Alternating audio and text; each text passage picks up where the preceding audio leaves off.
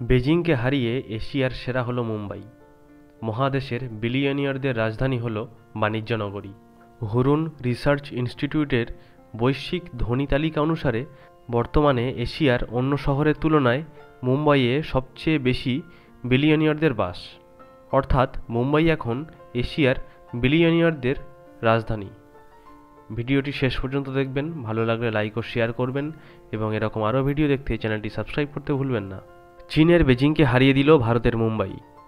বিলিয়নিয়ারদের সংখ্যার নিরিখে বেজিংকে সরিয়ে এশিয়ার মধ্যে ১ নম্বর জায়গা করে নিল দেশের বাণিজ্য নগরী।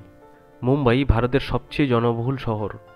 ৬০৩ বর্গ কিলোমিটারের এই শহরে মোট জনসংখ্যা প্রায় ২.৫ কোটি। অন্যদিকে বেজিংয়ের আয়তন ১৬,০০০ বর্গ কিলোমিটার। জনসংখ্যাও মুম্বাইয়ের তুলনায় বেশি। অথচ বিলিয়নিয়ারদের নিরিখে এশিয়ার ফার্স্ট বয় হল মুম্বাই। হুরুন রিসার্চ ইনস্টিটিউটের সমীক্ষা অনুযায়ী ২০২৪ সালে বিশ্বের সবথেকে শতকোটিপতি রয়েছেন আমেরিকার নিউ ইয়র্কে। মোট ১১৯ জন বিলিয়নিয়ার নিউ ইয়র্কে রয়েছেন। এরপরেই জায়গা করে নিয়েছে লন্ডন। সেই শহরে বিলিয়নিয়ারদের সংখ্যা ৯৭। তালিকায় এরপরেই নাম রয়েছে মুম্বাইয়ের। বিশ্বের তৃতীয় হলেও এশিয়ার মধ্যে প্রথম। সমীক্ষা অনুযায়ী মুম্বাইয়ের বিলিয়নিয়ারদের সংখ্যা ৯২। এরপরেই রয়েছে বেজিং। ৯১ জন বিলিয়নিয়ার রয়েছে চীনের রাজধানীতে। তালিকায় পঞ্চম স্থানে রয়েছে সাংহাই। এই প্রথম এশিয়ার বিলিয়নিয়ারদের রাজধানী হল বাণিজ্য নগরী মুম্বাই। যদিও ভারতের তুলনায় চীনের শতকোটিপতিদের সংখ্যা অনেক বেশি।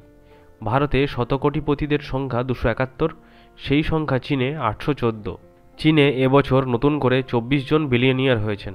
তবে বেজিংয়ে ১৮ জন বিলিয়নিয়ারদের তালিকা থেকে বাদ পড়েছেন। মুম্বাইয়ের সব বিলিয়নিয়ারদের মোট সম্পত্তির পরিমাণ $৪,৪৫,০০০ কোটি, যা আগের বছরের তুলনায় ৪৭% বৃদ্ধি পেয়েছে।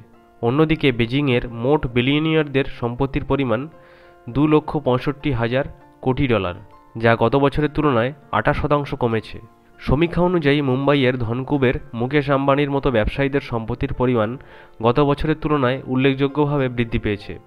তবে সবথেকে বেশি সম্পত্তি বৃদ্ধি পেয়েছে রিয়েল এস্টেট সংস্থার মালিক মঙ্গল প্রভাত লোধার। মুম্বাইয়ের সেই ব্যবসায়ীর সম্পত্তির পরিমাণ বৃদ্ধি পেয়েছে ১১৬%।